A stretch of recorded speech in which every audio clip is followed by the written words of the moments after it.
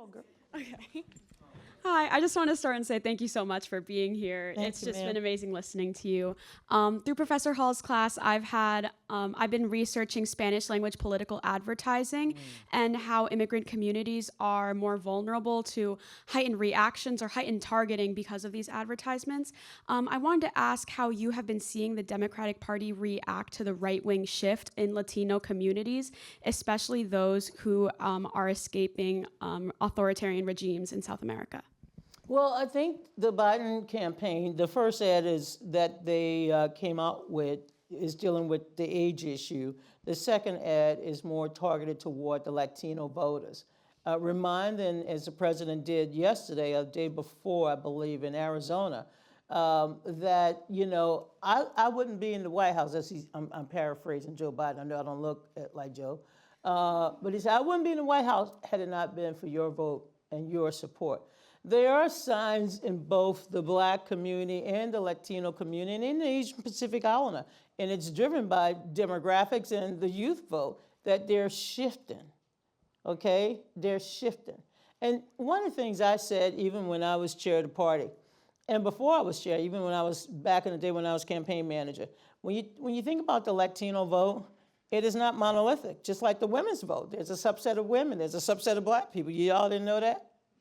There's a subset of everybody in this room.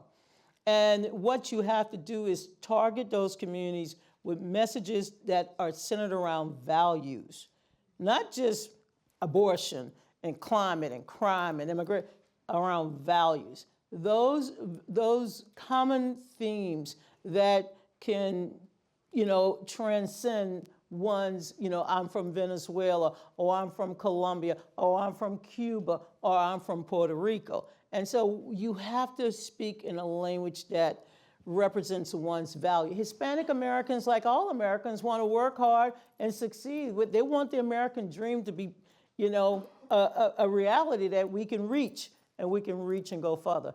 Likewise, even in the Black community, I am up from slavery on both sides of my family. I can trace my roots back to the 1600s on my paternal side and back to the middle 1700s on my mom's side. And you know, the thing that is different today is that the majority of younger African-American voters or Black voters, they're not up from slavery. They're from the Caribbean, the diaspora, from Africa, and they need a different message. So you can't use the same song. I mean, I'm a 60s girl, you know, stop.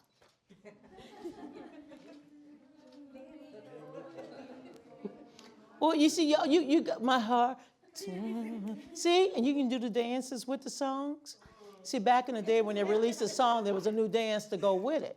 But you have to recognize that these messages, whether they're cultural, Pacific, or value, it has to speak to people's heritage, but also their fondness for being in America. So it could happen.